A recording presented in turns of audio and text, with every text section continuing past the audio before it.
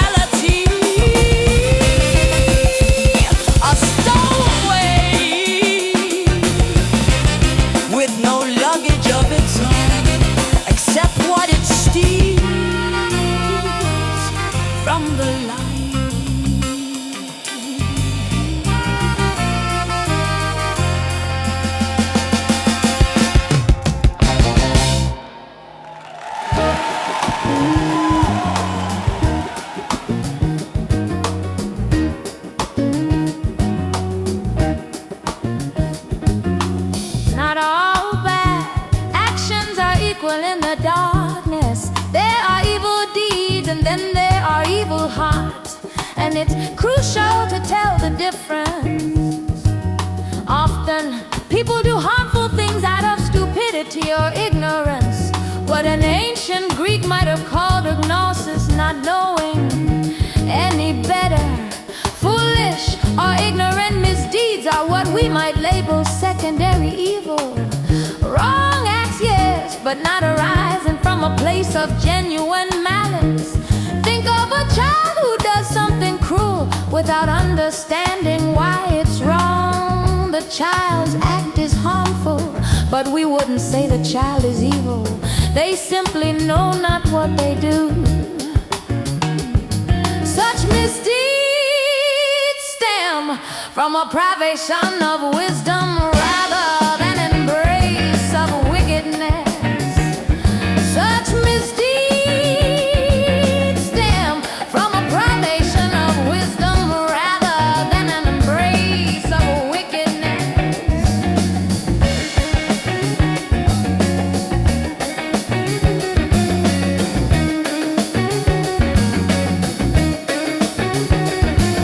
In contrast, primary evil refers to those who do know better and choose evil anyway, who love doing evil for its own sake and invite it to live in their hearts.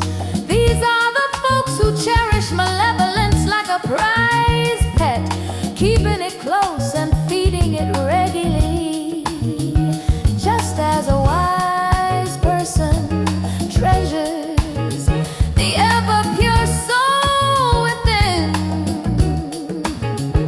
The truly evil person treasures the foulness they cultivate within themselves. When someone delights in causing harm, fully aware and enthusiastic about upending the natural order of truth and goodness, we're no longer dealing with a mere foolish mistake. We're face to face with true evil.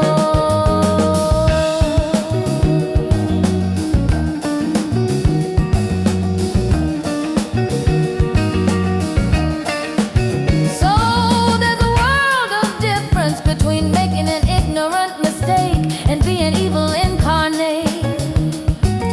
The former is a temporary lapse or a youthful folly. The latter is a calculated commitment to the dark side. Wisdom understands these nuances. We can reprimand or educate those who err in ignorance, but those who knowingly idolize evil must be recognized for what they are and guarded against accordingly.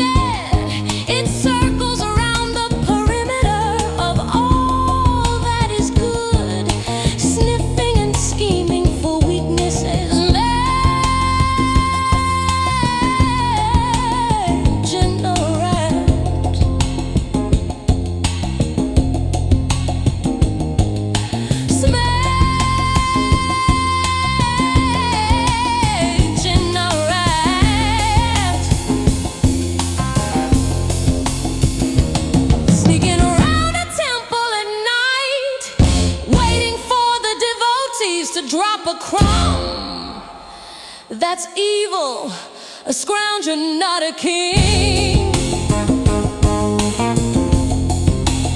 Not a king.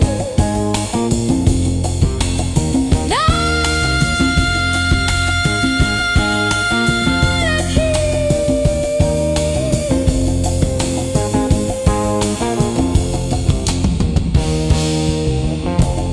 It can't demand your allegiance outright, so it tries to trick you into giving it some crumbs of your soul to feed upon. And every time we throw it a morsel, a lie here, a cruel deed there, it scurries off with that prize, having produced nothing on its own. Knowing this, we might chuckle at how pathetic evil really is. If it weren't so tragic when people actually fall for its ruse.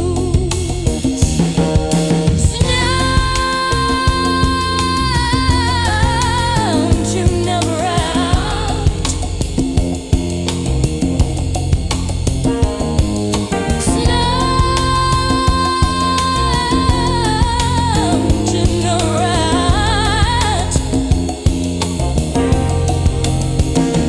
Sneaking around the temple at night, waiting for the devotees to drop a crumb. That's evil, a scrounger, not a king.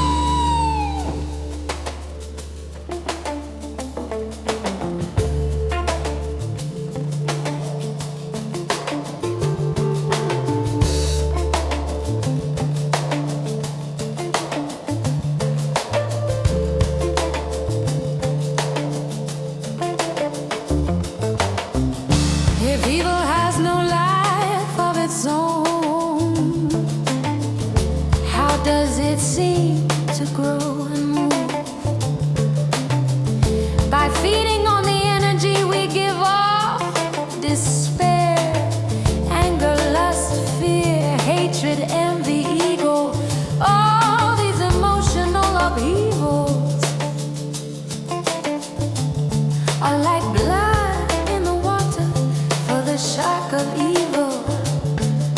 It sniffs them out and comes circling like a moth drawn to a flame, or perhaps a cockroach drawn to your crumbs. Evil is irresistibly pulled toward the commotion of a troubled soul. Spiritual agitation is its buffet table. Picture a murky pond with a few fish. Drop a bit of bait or stir the waters, and suddenly the big ugly catfish emerges from the dark depths to gulp it down. In this metaphor, our inner disturbances, our emotional excesses and turmoils are the bait. The privated entities of evil, a fancy term for all the ghoulies and ghosties that lurk in the shadows of existence, lie in wait just outside the bright grace of the one, never completely apart from it, but lingering in the dark, eddies at the edge. The moment we start thrashing about spiritually like an injured animal flailing, the movement attracts these predators. They think, aha, dinner is served, and latch on to siphon off our life force, confidence, joy, or whatever positive energy we might have left.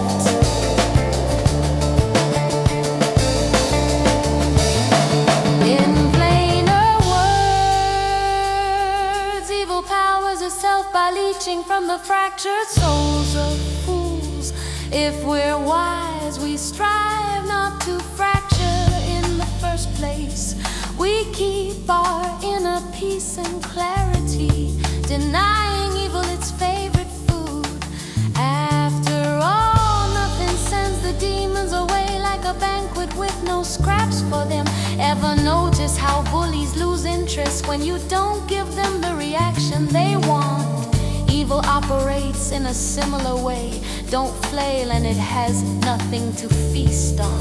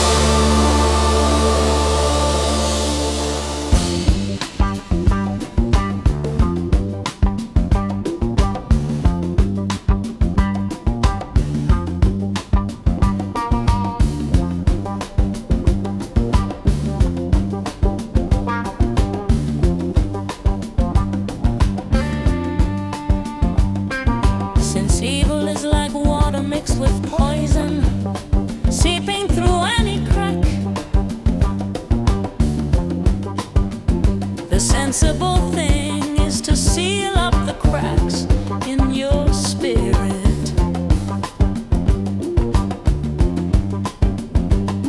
The advice here is ancient but sound. Make yourself faultless, or at least try to shore up your faults, so there's no gap for the toxic seepage of evil to creep in.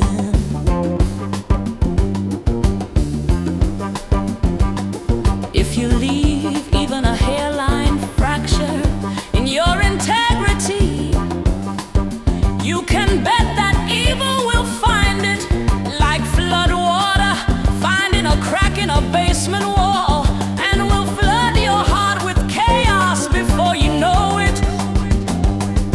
The wise person aims to be impervious, waterproof to wickedness, giving evil nothing to cling to.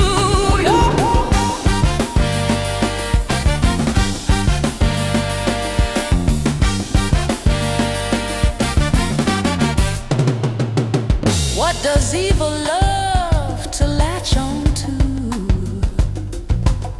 It has a favorite menu of emotional cracks in us, including agitation and anxiety that churn the mind, irrational fear that makes us cower, flashes of anger and rage, insatiable desire and greed, self-hatred and shame, pervasive self-doubt, and deep despair that saps our will.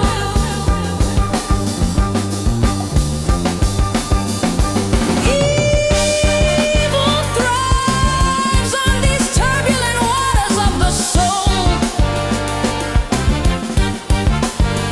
It hates the calm clarity of wisdom, like a mosquito hates a fine breeze.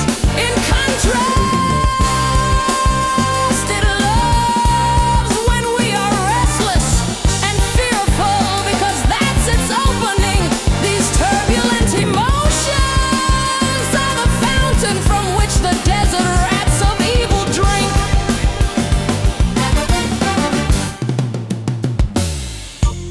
Picture those scrawny little desert rats, eyes gleaming red, scuttling up to any puddle of tears or panic they can find.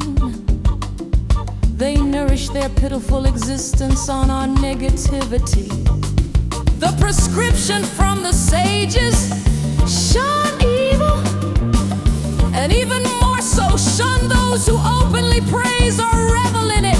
You don't invite rats into your pantry. Likewise, don't invite people or influences into your life that celebrate the very chaos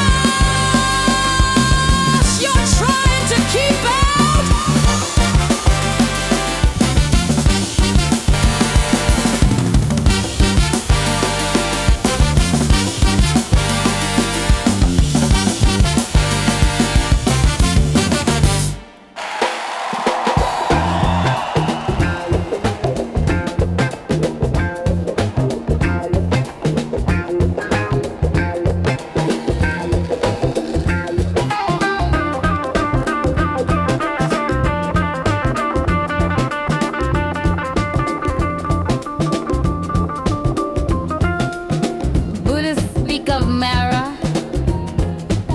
The tempter, the personification of all things that bind us to ignorance and suffering.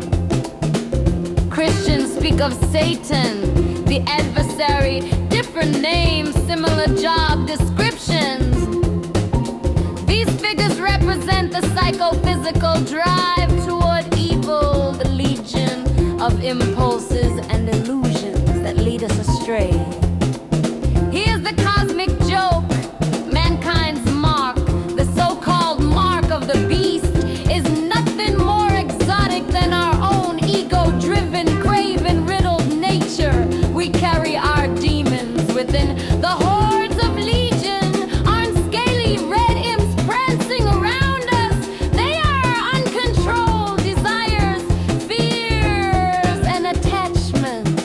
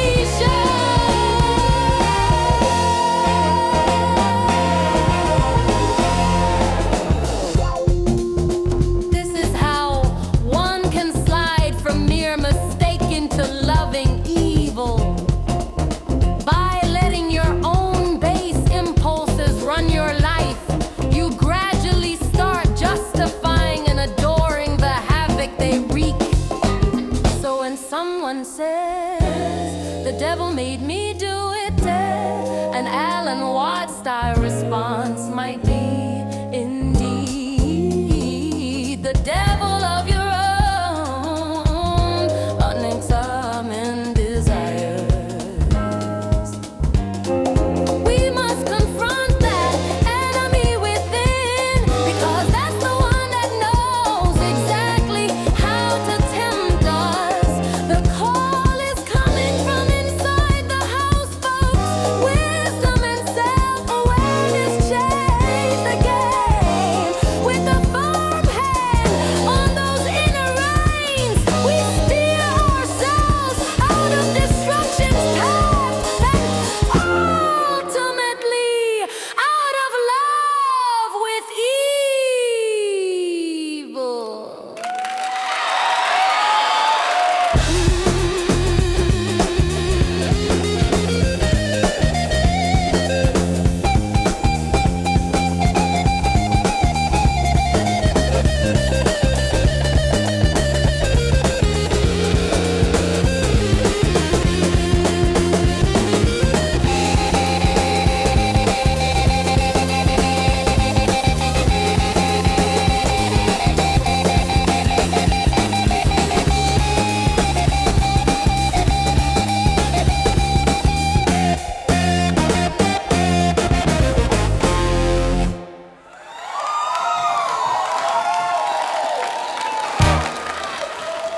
One common philosophical mistake is thinking that if good exists, evil must too, as an equal, an opposite force, a kind of cosmic yin-yang of moral dualism.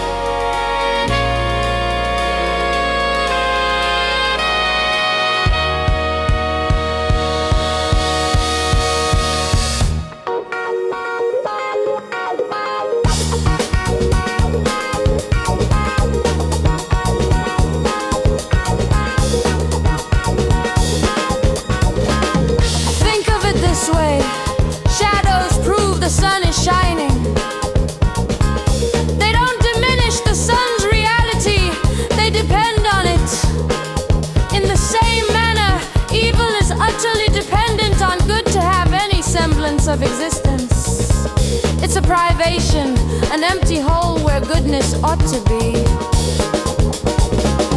Consider magnetic polarity.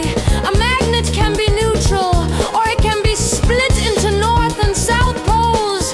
That split is not a new thing in itself.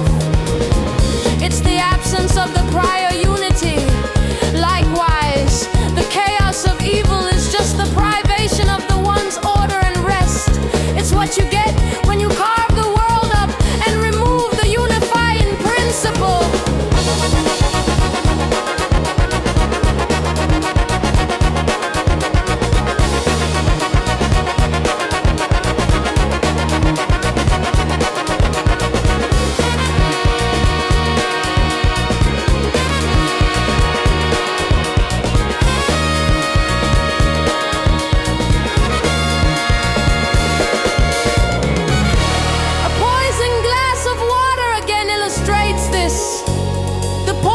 Isn't a new kind of water, it's an intruder displacing the good water. The vile, toxic quality comes from the absence